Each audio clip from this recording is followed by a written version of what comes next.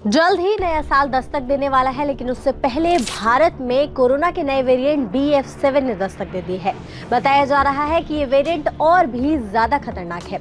इसे लेकर केंद्र सरकार से लेकर राज्य सरकार दोनों अलर्ट मोड पर आ चुकी है। नई गाइडलाइंस जारी किए जा रहे हैं, बूस्टर डोज भी लगाने की बात की जा रही है। इसी में आपने जीनोम सीक्वेंसिंग की चर्चा जरूर सुनी होगी, तो आज के इस वीडियो में हम आपको बताएंगे कि क्या होता है जीनोम सीक्वेंसिंग, इससे कैसे नए वायरस की पहचान की जाती है। जिस तरह इंसान का शरीर DNA से मिलकर बनता है, वैसे ही वायरस भी या तो DNA या फिर RNA से बनता है। कोरोना वायरस RNA से बना हुआ है। जीनोम सीक्वेंसिंग वो तकनीक है जिससे RNA की जेनेटिक जानकारी मिलती है। इसके जरिए ये पता लगाया जाता है कि वायरस किस तरह का दिखता है, कैसे हमला करता है और कैसे बढ़ता है। साधारण शब्दों में समझे तो जीनोम सीक्वेंसिंग के जरिए वायरस का पूरा बायोडेटा आपके सामने आ जाता है और ये पता चल जाता है कि लोग वायरस के किस वेरिएंट से संक्रमित हो रहे हैं। इसे और भी आसान तरीके से समझे तो जैसे हम इंसान हैं, हर दिन नई नई चीजें सीखते रहते हैं और फिर खुद को उस पर अप्लाई करते हैं।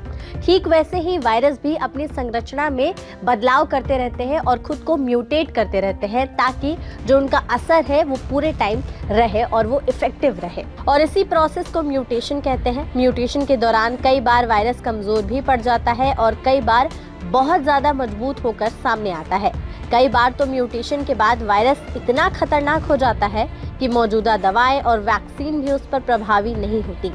इस स्थिति में वायरस से प्रभावित पेशेंट जल्द ही गंभीर स्थिति में पहुंच सकता है। ऐसी स्थिति में जीनोम सीक्वेंसिंग काम आता है। इसके जरिए वायरस की ताकत का अंदाजा लगाया जाता है और उसी के हिसाब से फिर वैक्सीन हो या दवाई हो, उनके फॉर्मूले बदले जाते हैं या फिर नए सिरे से उस वायरस को मारने के लिए दवाएं और वैक्सीन बनाई जाती हैं।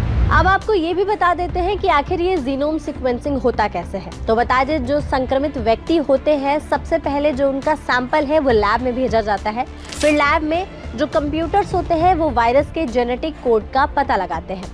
इस जेनेटिक कोड के जरिए जो साइंटिस्ट होते हैं वो ये पता लगाते हैं कि वायरस पर म्यूटेशन कहाँ पर हुआ है। जाते जाते आपको ये भी बता देते हैं कि इंडिया में कहाँ कहाँ जीनोम सीक्वेंसिंग होती है, यानी इसके लैब कहाँ कहाँ पर है। Institute of genomics and integrative biology, नई Delhi. CSIR archaeology for cellular and molecular biology, Hyderabad. DBT institute of life sciences, Bhubaneswar. DBT INSTEM NBS, Bengaluru. DBT national institute of biomedical genomics. ICMR national institute of virology, Pune.